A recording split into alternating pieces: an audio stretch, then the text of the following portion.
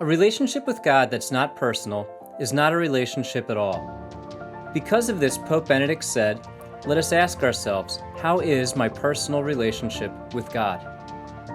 Whether you have a personal relationship with God or not, you're invited to hear everyday Catholics share their stories of welcoming God personally and the difference it has made in their lives. Everyday Catholics are saying a personal yes to God.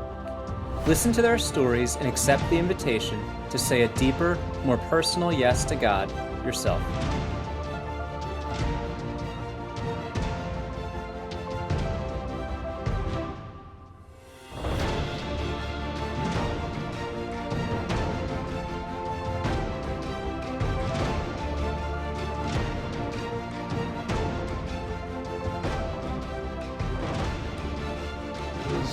One of the greatest things that I struggle with is understanding how it is that he could continue to want to use me or you or anybody else in light of our shortcomings to do good things. And he does. And no matter how many times I might trip up, mess up, he continues to put people in my path and give me another chance.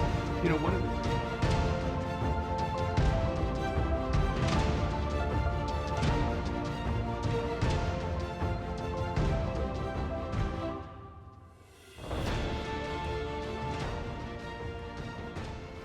I'm Dan Tarrant. I'm the founder of ReEngaged Ministries. I'm also on staff here at St. Andrew's Catholic Church in Newtown, and you're watching Personally Catholic. There are many Catholics today who kind of just get stuck in a go-through-the-motions Catholicism and can kind of keep God at the periphery instead of welcoming Him into the depths of our lives. And yet there are also some Catholics who've made a personal decision to welcome Jesus. And here at Personally Catholic, we're going to interview and have conversations with Catholics who've decided to personally welcome Jesus and personally welcome and cooperate with the grace of God in the heart of the Catholic Church. And that's our mission at ReEngaged Ministries. That's our mission at St. Andrew's Catholic Church. And we're thrilled to have Brian Odelli with us.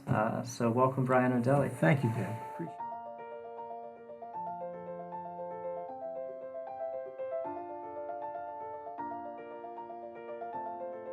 And then we think we have to be worthy to have this relationship with God. And the reality is we don't.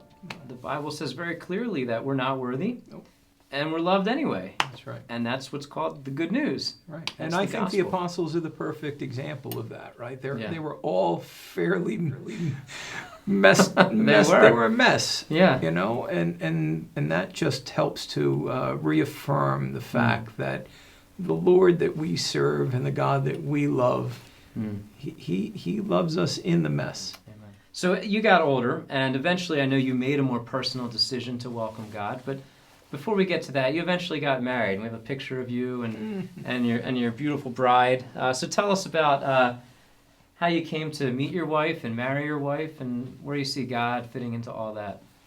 So early in my sophomore year at St. John's University, I was in a math class, calculus or whatever it was, and sitting in the back of the class with a group of friends of mine. And out the doorway is this beautiful blonde girl waving kind of frantically, trying to get the attention of someone in the class. And I thought to myself, wow, I'm sure she's looking for a boyfriend.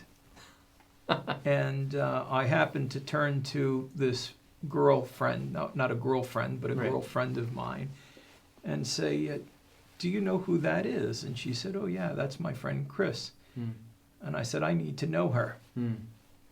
And so she introduced us, and October 23rd of 1987, we went out, and we've been together ever since. Praise God. Yeah. Wow. I can't understand again. It'll be a recurring theme throughout our conversation, right? I can't understand why God has done the things for me that he has. I really can't. Yeah. I'm truly unworthy of all of it. She is at the top of that list. So at this time in your life, you meet your wife. How would you describe your relationship with God at that time? So for me, it was nearly non-existent. Latter part of high school, freshman year of college, faith in God were not. I was working. I was at that point running security for the Empire State Building on weekends. I was working a lot. Periodically, I would try to sneak out and go to Mass. There was a church right down the street from the Empire State Building that I would get to Mass, but it was, sporadic at best. When I met Christine, that kind of all changed. Oh, yeah. My father is a very devout Catholic, raised his family and his daughters to be as well. Church and Mass on Sunday were non-negotiable. And if I wanted to see her, especially on a Saturday night or a Sunday, church came first. So this is your father-in-law. My father-in-law, yeah, Pope John. Pope John. So if you wanted to be with his daughter, you had to be with Jesus Christ too? Well, I don't know if my father-in-law ever made that, made it a stipulation. Yeah. But if I wanted to spend time with Christine, she was going to Mass. Okay. And so that was and so that was it. And interestingly enough, what we would do is we'd get out of class on Friday, or I would go and get her on Saturday and go back to my parents in Monmouth County, New Jersey. And when we would get home, I would tell my parents we're going to go to church. And so my mom and dad started to come to church with us. Wow. So my wife really kind of led my family back to God. Wow. And so so you've got a turning point when you're a kid. You're into Catholic school. That kind of puts you a little closer to God in some ways in your consciousness. And then your girlfriend, who becomes your wife, also is kind of bringing that in, just with the practice of the faith. Just correct. Yeah. And so how would you say your relationship with God went from there? Because we can show you the other picture here. We've got you and your kids. So kind of give me how your relationship with God looked from the time you were married to the time you had kids. Like, where were you at early on in your career, with your family? Tell us about all that time. So after I get out of college, I had made I was originally planning on going to law school, and had clerked for a New York City judge and worked for a law firm and was miserable. Okay. Realized quickly that at least being a landlord-tenant in landlord-tenant court was not really of interest to me. I had a minor in economics. Okay. And so had always had an interest in the economy and the markets, my family being entrepreneurial and being exposed to the business world and business people was always something of interest.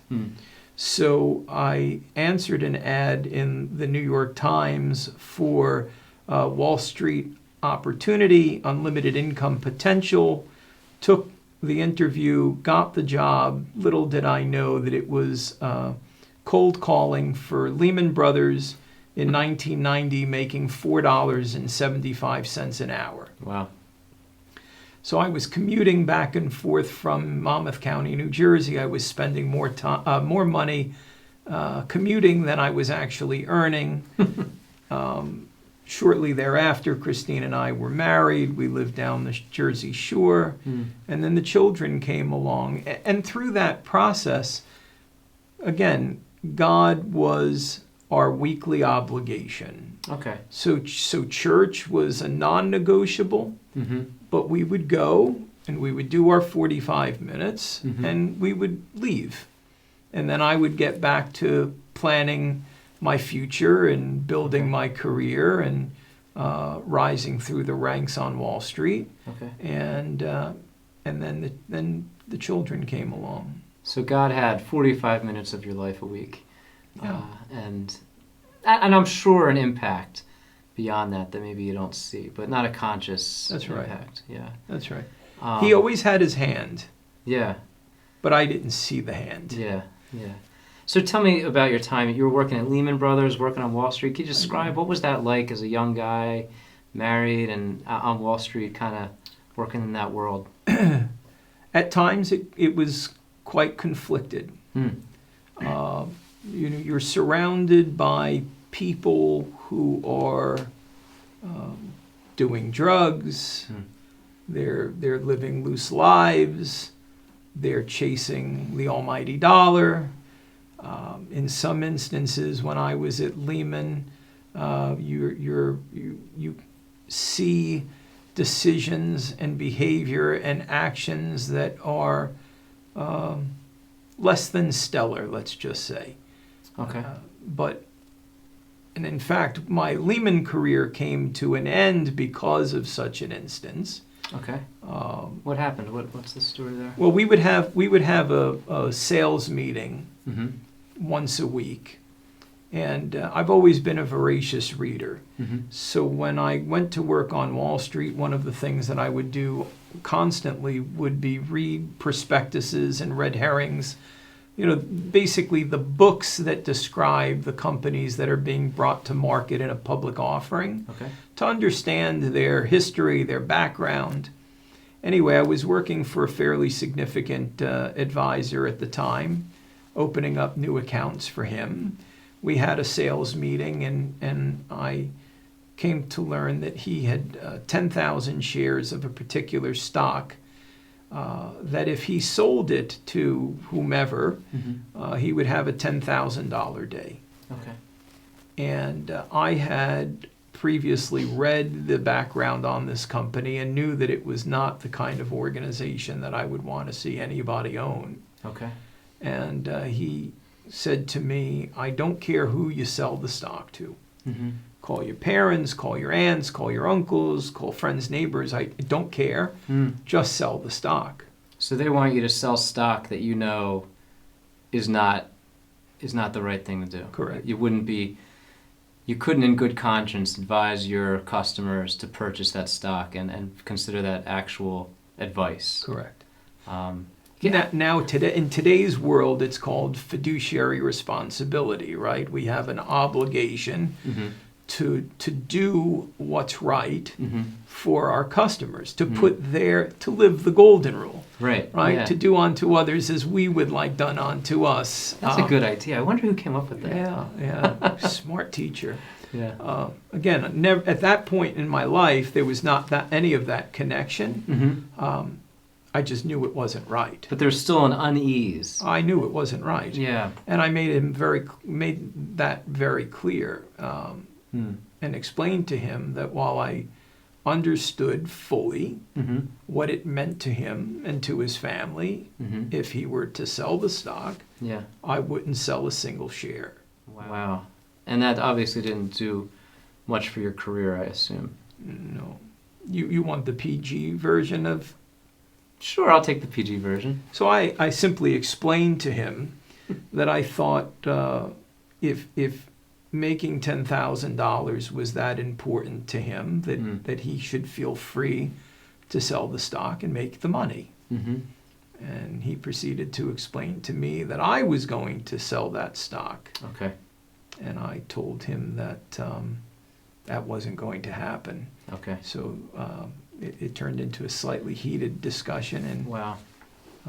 My resignation letter went to management, and that was it. And he literally walked me to the elevator as I had my box of belongings. Wow. And the last thing he said to me was, "You'll never amount to anything in this business," as the elevator door closed. Wow. So how did you process that? What are you thinking as you're going down that elevator and you're going to go home to your family at this time? Do you have kids at this time? No, we were still we were just married a few years, and the children had not come along yet. Okay, so you're going to go home and tell your wife this great news about your stand for Christ. What were you thinking about at that time? Because your faith is kind of a peripheral thing, and I think personally, I think so many Catholics have a more personal relationship with God than they know. Yeah. And that God is more active in their hearts and their minds than they know. And the Catechism says that when we respond to the dictates of our conscience, we are beginning to respond to God. That is another voice talking into our lives, and that's the voice of God speaking into our lives. I mean, if you think about it, think about how many times you disagree with your own conscience. and you either, oh, I'll do it or I won't do it. Mm-hmm. Well, what is that voice other than God? It is. And so there you are, responding to God and to grace, but not conscious of that. And you're going down that elevator, and you know you're going to go home and talk to your wife. What are you thinking, and how did you approach that conversation? Well, I was more at peace with it, and the primary reason for that peacefulness, I think, was that picture of the young boy you showed earlier. Right? I've heard you're not big enough, you're not strong enough, you're not fast enough, you're not smart. I've heard all of those things my whole life. I've been underestimated, and those people and their words have always been fuel for me. I've always looked, and I remember consciously saying, in fact, I think I verbalized it to him before the door closed, we'll see. And when the door closed and the elevator went down, I made a commitment that I was going to do it right, and that I was going to show him. I've never seen him again, but I don't have to. And within a short window of time, I was in Merrill Lynch's world headquarters office in the executive dining room with the owner of a professional sports team and his board of directors and as clients. And I think that's one of the things that I'm most proud of as it relates to my career, is that I've never sacrificed my moral compass for the sake of money. And thankfully I haven't had to.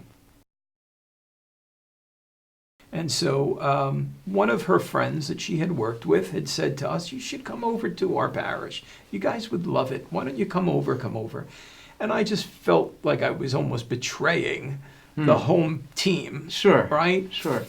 So I don't know what had spurred inside of me, but one Sunday or Saturday evening or Sunday, I just said to Chris, why don't we go? And so we did, took the girls with us, and we pulled up on the side of the church and got out of the car, and there was a dog pen, and 200-pound golden retrievers came to greet the girls with their toys. And they said, this is church? And we walked in, and I just, I felt the presence of God, unlike I had ever felt him. I didn't know, again, at the time, consciously, what I was experiencing. I just realized that there was something different about this place. Was that during the Mass, before the Mass? It was right on entrance. So even before the first song plays. Didn't speak to a single human being, didn't hear a tune of an organ, nothing.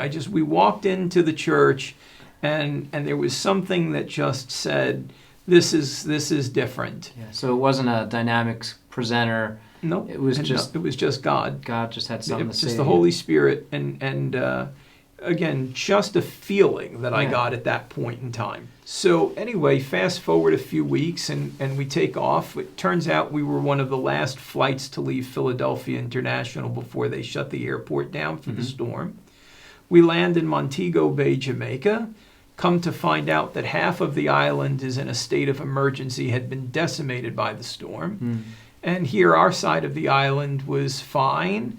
And we spent 6 or 7 days off the coast of Jamaica on a private island and eating and drinking like nothing was going on. But all the while worrying about the kids and my parents here and our family and friends. And upon our return, we went back to the new church to Mass. And after receiving communion, I got down on my knee. Now, we didn't know anybody. And I'll remember it till the day I die. 3rd row from the back, right side of the church, sitting there, received communion, went back to our pew, got down on my knees, and the best that I could explain it is I guess that I prayed my most honest prayer. It was simple. I just thanked God for looking out for my family and protecting my children and my parents and our home. And I asked him to care for and look out for those who were less fortunate than we were. And in the silence, I experienced something that changed everything. And so at this point, you're kind of just a anonymous Catholic in the pew, and you're just praying maybe your first real or your most personal, most honest prayer. You were really, it was from deep within you. You had to say this to God, and then you received the Eucharist, and you come back, and then you had an experience, and describe that when you came back from the pew to the pew. Well, it was really it was strange, right? As I finished praying and expressing thanks to God and asking Him to look out for those who might be less fortunate than we were, as I sat quietly praying, I heard a voice, not an audible voice, but an internal voice. Yeah. And he said, I need you to do more, and I know you can do more. Wow. And it was so real, and so startling, to be truthful, that my brain thought, could I possibly have friends here in this church who are messing with me? Like, is somebody taught? So I turned around, and there were two little old ladies who were like staring at me, wondering what in the world was going on. And it was my wife and my children and nobody else. Yeah. And I knew it wasn't them. Yeah. And so I remember I kind of shook my head thinking, what in the world could that possibly have been? That was very strange. And didn't speak a word of it, went home. And for 4 days, he kept coming. I had an experience like that when I was in 3rd grade, and I never talked about it till I was in college. Really? When someone said, do you have a personal relationship with Jesus Christ? And I said, I don't know, but this happened. And it was the first time that I really started to think, wow, I really need to be conversing with this God more. There's something to do here other than just show up on Sunday. And so this is just you and God, and the Eucharist, and this deep spirit-driven experience in your heart saying you need to do more. And and what do you do there? I give you a lot of credit because I thought I was crazy. Yeah. I mean, I'm not kidding. I went around and around and around with him for 4 days. Really? And on Thursday of that following week, I literally got up out of my recliner in the family room. I walked into my bedroom as my wife was watching TV, and I said, I think you need to take me to the hospital. Wow. So this was that profound. I'm not kidding, man. He shook me pretty hard. Yeah. And I was thinking to myself, and she said, well, what's going on? And I said, I think I'm either losing my mind. Wow. Or I think God might be trying to tell me something. And she looked at me like I had 12 heads, and I knew exactly what she was thinking because I was thinking it. Yeah. And she asked me why in the world I would feel that way, and I explained to her what happened, and she said, I've never had anything like that happen to me. And I said, neither have I, but it keeps coming. Over and over and over and over again. He kept coming. And she said, well, whatever you want me to do, just say it, and I'll take you if you want me to. Wow. And so I said, well, why don't you do this? Give me till Sunday. If it doesn't go away, it's still coming, whatever, then we'll go from there. Wow. And so the following Sunday, I was very, very precise with my poor kids were probably thinking, what's going on with Dad? I said, listen, we're going right to the 3rd pew, right back there. And that's exactly what we did. We went in, we sat right in the same spot, got up, went to communion, came back, knelt down, and our church, I don't know if at the time, it ultimately, our crucifix in the church was the crucifix that they used during the papal mass for for Pope Francis's visit for the World Meeting of Families. Okay.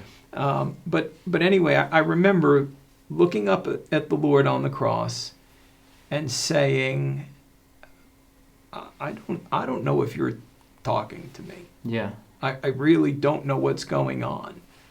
But if you're trying to tell me something, I'm one guy. Yeah. What can I possibly do? Yeah. That's exactly what I said to him, word for word. Yeah. And so you're thinking you're either losing your mind or there's a God who has something to say to you. And let's face it, up to this point in time, you're a pretty grounded guy. I mean, you're working on Wall Street. I mean, you're not like, like you are pretty grounded in the professional world, and then you have this experience that shakes you. Made no sense, man. Yeah, and it's kind of out of nowhere. It's not like you decided to go to this conference where all these dynamic speakers were. It was just a regular Sunday, and God just says, "I'm going to tap you on the shoulder, Bri." Wow. I can't explain that. I really can't. I can only say that if he's willing to do that to me, man, I'm assuming he wants to do it for all of us.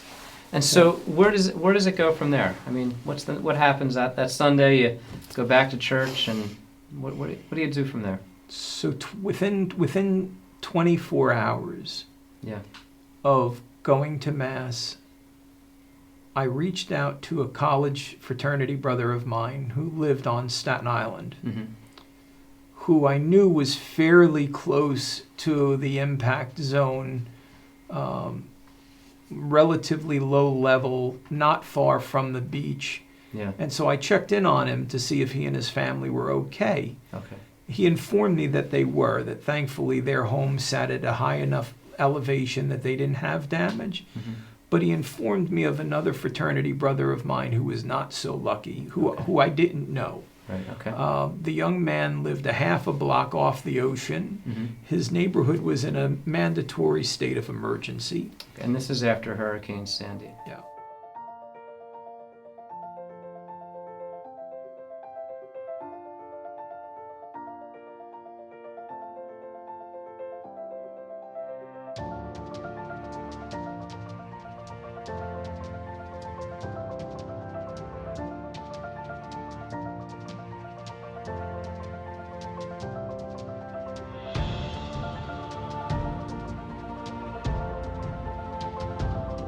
A relationship with God that's not personal is not a relationship at all. Because of this, Pope Benedict said, "Let us ask ourselves, how is my personal relationship with God?" Whether you have a personal relationship with God or not, you're invited to hear everyday Catholics share their stories of welcoming God personally and the difference it has made in their lives. Everyday Catholics are saying a personal yes to God. Listen to their stories and accept the invitation to say a deeper, more personal yes to God yourself.